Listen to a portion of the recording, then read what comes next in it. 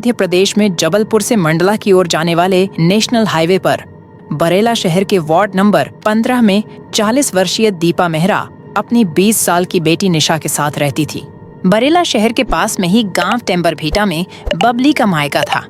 बबली ने वहीं के रहने वाले संदीप जारिया के साथ अपनी बेटी निशा का रिश्ता तय कर दिया था और उन दोनों की शादी होने वाली थी। शादी तय हो जाने के बाद संदीप और निशा के बीच मोबाइल पर बातचीत होती रहती थी और 27 सितंबर को भी संदीप से बात करते समय निशा ने अचानक बाहर बरामदे में किसी के आने की आहट सुनी। उसने संदीप से कहा कि शायद कोई घर पर आया है, इसलिए मैं तुमसे बाद में बात करती हूँ। इसके बाद जब काफी समय तक भी निशा का फोन नहीं आया तो संदीप ने ही दोबारा निशा को फोन किया, लेकिन तब उसे निशा का नंबर बंद मिला। पहले तो संदीप ने सोचा कि शायद बैटरी डिस्चार्ज हो गई होगी, लेकिन रात के 12 बजे तक कई बार फोन करने पर भी निशा का फोन स्विच ऑफ ही आ रहा था। इसलिए संदीप परेशान हो गया था और फिर अगले दिन संदीप की नींद उसके फोन की घंटी बजने से खुली। फोन पर बबली के पिता चंद्रभान थे। उन्होंने भी संदीप को यही बताया कि निशा और बबली का फोन नहीं लग रहा है। साथ ही उन्होंने संदीप से पूछा कि क्या कल रात उसकी निशा से बात हुई थी।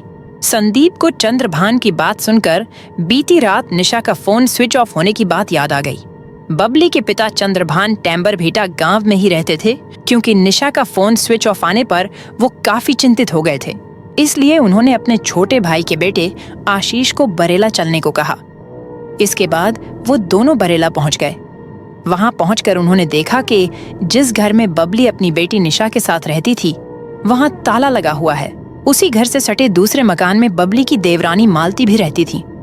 चंद्रभान और आशीष जानते थे कि काफी समय से बबली और मालती के बीच बोलचाल बंद है, लेकिन फिर भी उन्होंने मालती के घर का दरवाजा खटखटाया। अंदर से आवाज आई कि कौन है। चंद्रभान ने मालती से निशा के बारे में पूछा तो चंद्रभान की आवाज सुनकर मालती ने घर का दरवाजा खोले बिना ही अंदर से बोल दिया कि उसे उन दोनों के बारे में कुछ नहीं पता।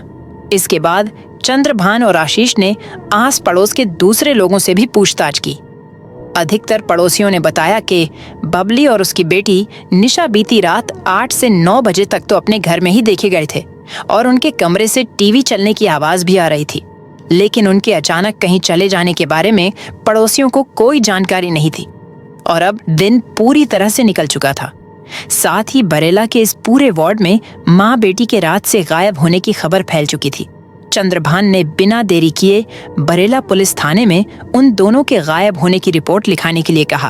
तब तक निशा का मंगेतर संदीप भी वहां पहुंच गया था। बरेला पुलिस ने चंद्रभान और संदीप को पहले अपने रिश्तेदारों के यहाँ तलाश करने की सलाह दी। चंद्रभान के साथ उसका भतीजा आशीष और संदीप के अलावा दूसरे रिश्तेदारों ने भी निशा और बबली के बारे में पता लगाना शुरू किया। उन्हें ढूंढते ढूंढते कई दिन बीत गए, लेकिन फिर भी उनका कुछ पता नहीं चला। इसके बाद चंद्रभान ने थाने जाकर बबली और निशा की गुमशुदगी की रिपोर्ट दर्ज कर पुलिस पर उन्हें तलाश करने का दबाव बनाया। लेकिन 1 सप्ताह बीत जाने के बाद भी जब पुलिस निशा और बबली को ढूंढने में असफल रही तो बबली के मायके वालों ने नाराज होकर डीएसपी और एसपी से लेकर सीएम हेल्पलाइन तक में शिकायत दर्ज करा दी। उन्होंने सीधे सीधे स्थानीय पुलिस के खिलाफ भी शिकायत कर दी। इधर इस घटना को लेकर मेहरा समाज के लोगों ने भी पुलिस प्रशासन के खिलाफ मोर्चा खोल लिया था। पुलिस की नाकामी के खिलाफ स्थानीय लोगों ने ज्ञापन देकर बरेला में नेशनल हाईवे पर चक्का जाम करने की चेतावनी दे दी। इसके बाद पुलिस के आला अधिकारी हरकत में आए, क्योंकि बरेला थाने में टीआई के न होने की वजह से एसआई मुनेश लाल कोल के पास पुलिस थाने की जिम्मेदारी थी। इसलिए इस मामले की गंभीरता को देखते हुए जबलपुर एसपी सिद्धार्थ बहुगुणा ने बरेला पुलिस थाने की कमान एक तेज तर्रार डीएसपी अपूर्वा किलेदार को सौंप दी। अपूर्वा किलेदार ने क्राइम ब्रांच और बरेला पुलिस के साथ मिलकर इस मामले की तफ्तीश नए सिरे से शुरू की। उन्होंने जांच की शुरुआत बबली और निशा के घर से ही की। इस कार्रवाई में 2 अक्टूबर 2021 को डीएसपी ने बरेला थाना स्टाफ और फॉरेंसिक टीम के साथ निशा के घर पहुंचकर उनके कमरे का ताला खुलवाया। कमरा पूरी तरह से व्यवस्थित था, लेकिन किचन में खराब हो चुके खाने से दुर्गंध आ रही थी। फॉरेंसिक टीम ने किचन में देखा तो वहां पर पका हुआ खाना पड़ा था और ये देखकर सभी इस बात से हैरान हो गए थे कि जब उन्होंने खाना बनाया था तो आखिर वो दोनों बगैर खाना खाए अचानक कहाँ चली गई थी। लेकिन फिर बबली के चचेरे भाई आशीष ने पुलिस को बताया कि जिस दिन वो मालती से बबली और निशा के बारे में पूछने गए थे तो तब मालती की बेटी ने उन्हें बताया था कि रात में हमारे घर पर संजू चाचा के साथ 2 लड़के आए थे और हमारे सोने तक भी वो लोग घर पर ही थे। ये जानकारी पुलिस के लिए इस केस में बहुत महत्वपूर्ण कड़ी थी। डीएसपी ने उनसे पूछा कि ये संजू कौन है। आशीष ने कहा कि सर, इसका जवाब तो मालती ही दे सकती है। और इस तरह पुलिस की जांच की सुई बबली की देवरानी मालती की ओर घूम गई। इस बारे में सीधे मालती से पूछताछ करने के बजाय पुलिस ने पहले पड़ोस के लोगों से संजू के बारे में पता लगाया। जांच में पता चला कि उसका पूरा नाम संजू त्रिपाल है और वो दूसरी जगह का रहने वाला है, लेकिन अक्सर वो इस मोहल्ले में आता रहता था। अधिकतर लोगों ने संजू के बारे में यही बताया कि मालती और संजू के बीच अवैध संबंध हैं और वो उसी से मिलने मोहल्ले में आता है। इसके बाद पुलिस सीधे मालती के घर पर पहुंची और पुलिस ने मालती से जानकारी लेने की कोशिश की कि जब उसके और बबली के बीच इतना करीबी रिश्ता है तो फिर उनकी आपस में क्यों नहीं बनती। मालती ने बताया कि उनके विचार और व्यवहार एक दूसरे को पसंद नहीं थे, इसीलिए उनके साथ मेरी बोलचाल बंद थी। और संजू के बारे में पूछने पर मालती ने बताया कि वो उसके पति का दोस्त है, क्योंकि पति कामकाज के सिलसिले में हमेशा बाहर ही रहते हैं और ससुर बहुत बूढ़े हैं, इसलिए संजू उसके पति के कहने पर उनके परिवार का ध्यान रखता है। पुलिस के लिए मालती से की गई ये पूछताछ बहुत महत्वपूर्ण साबित हुई। फिर उसी दौरान पुलिस ने संजू और मालती के मोबाइल फोन की कॉल डिटेल्स निकलवाई, जिससे पता चला कि पिछले 4 दिनों से दोनों के बीच घंटों घंटों बातचीत हुई थी। साथ ही पुलिस को एक मुखबिर ने सूचना दी कि संजू अपने साथियों के साथ 3 अक्टूबर को मालती के घर आया था। इसके बाद डीएसपी अपूर्वा ने एक महिला कांस्टेबल को सादे कपड़ों में मालती के घर पर तब भेजा जब मालती अपने घर पर नहीं थी। उस कांस्टेबल ने मालती की बड़ी बेटी से पूछताछ की तो उससे पुलिस को एक चौंकाने वाली जानकारी मिली। मालती की बेटी ने बताया कि 27 सितंबर की रात को उनके घर संजू चाचा के साथ 2 लड़के आए थे और मम्मी ने हमें खाना खिलाकर जल्दी सुला दिया था, लेकिन संजू चाचा और वो दोनों लड़के देर रात तक हमारे घर पर ही थे। मालती की बेटी ने आगे बताया कि सुबह सोकर उठने के बाद जब मैंने देखा तो बड़ी मम्मी बबली के घर पर ताला लगा हुआ था। मैंने सोचा कि शायद बड़ी मम्मी निशा दीदी को लेकर नाना जी के घर गई होंगी। लापता माँ और बेटी के बारे में पुलिस को अब कई तरह की जानकारियां मिल चुकी थीं, जिसके मुख्य केंद्र संजू और मालती ही थे। और अब पुलिस को पूरा विश्वास हो गया था कि बबली और निशा को गायब करने में संजू और मालती का ही हाथ है।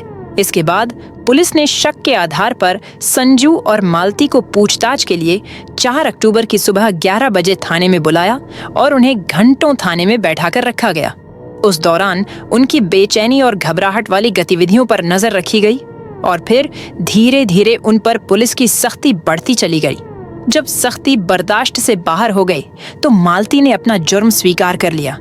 इसके बाद पुलिस ने उससे सीधा सवाल किया कि तुमने उन दोनों को किस दुश्मनी के चलते गायब कराया है। इधर पुलिस की सख्ती के आगे संजू भी टूट गया था। संजू ने पुलिस को बताया कि उसने मालती के कहने पर बबली और निशा की हत्या कर दी है और उन दोनों के शव को उसने अपने गांव में ले जाकर दफना दिया है। लेकिन पुलिस पूछताछ में इस दोहरे हत्याकांड की जो कहानी सामने आई, उसे सुनकर पुलिस भी हैरान रह गई।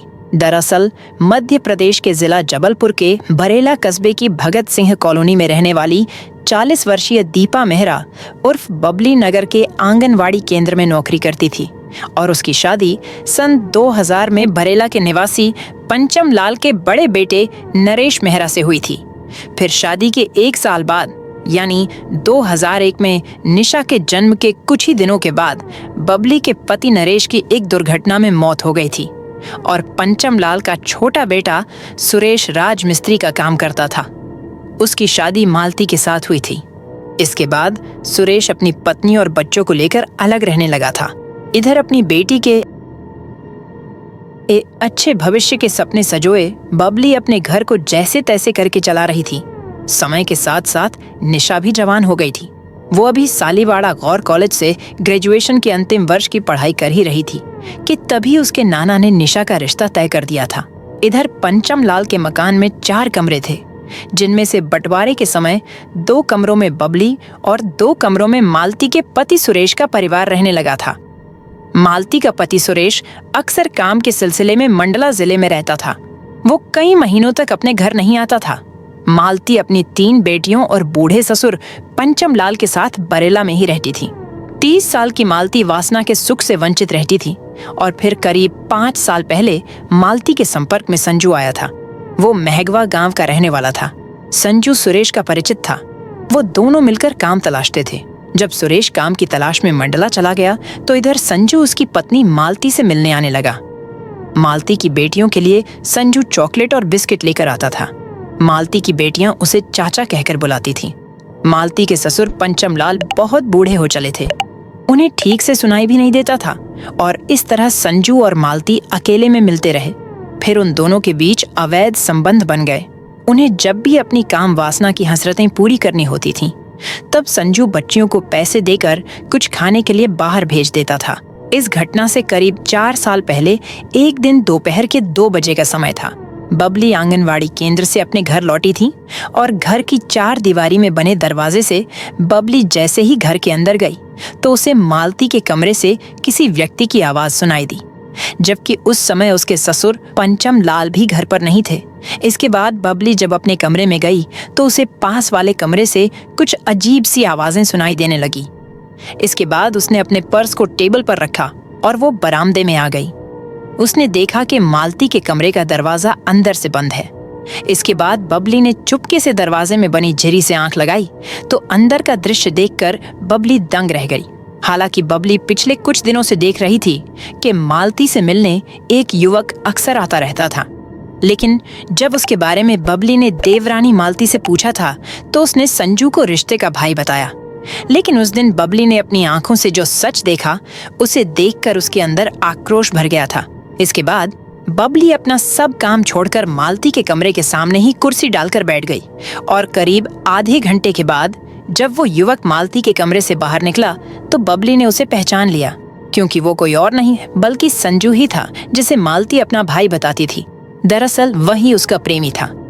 बबली को संजू के बुरे चरित्र के बारे में पहले से ही मालूम था, क्योंकि वो शराब का शौकीन और क्रिमिनल माइंड का था। संजू एक बार पहले भी अपने गांव की एक लड़की को लेकर भाग चुका था और उस लड़की का फिर कभी पता नहीं चल पाया था कि वो लड़की कहाँ है। खैर, 34 वर्षीय संजू शादीशुदा होने के साथ ही 2 बेटियों का बाप भी था और जब बबली ने मालती से संजू के उसके कमरे में होने की बात पूछी तो मालती ने अपनी गलती मानने के बजाय उसे ही भला बुरा कहना शुरू कर दिया। इसके बाद बबली ने संजू और मालती के नाजायज संबंधों की बात अपने ससुर पंचम लाल को भी बता दी थी, जिसकी वजह से मालती अपनी जेठानी बबली से नाराज हो गई थी और उस दिन के बाद से मालती ने बबली से बात करनी बंद कर दी थी। इसके बाद तो संजू बेखौफ मालती के घर पर आकर रंगरलियां मनाने लगा था। इधर बबली की बेटी निशा का रिश्ता संदीप के साथ तय हो चुका था और बबली को ये चिंता खाई जा रही थी कि कहीं मालती की इस करतूत का असर उसकी बेटी की शादी पर ना पड़े, क्योंकि इसमें परिवार की बदनामी का भी डर था। इधर मालती शक्की स्वभाव की थी और उसे लगता था कि उसकी भतीजी निशा उस पर नजर रखती है। वही संजू के आने जाने की हर खबर अपनी माँ बबली को बताती है और माँ उसकी शिकायत ससुर से करती है। इस शक के चलते वो अंदर ही अंदर डरने लगी थी कि कहीं उसके और संजू के अवैध संबंधों की बात उसके पति सुरेश तक ना पहुंच जाए। उधर संजू के मन में भी कुछ इसी तरह के विचार आ रहे थे। फिर एक दिन मालती ने संजू से कहा कि अब उनके संबंधों में बबली और उसकी बेटी बाधा बन गई है, इसलिए उन्हें अब रास्ते से हटाना ही होगा। इसके बाद उन दोनों ने मिलकर एक खूनी प्लान बनाया।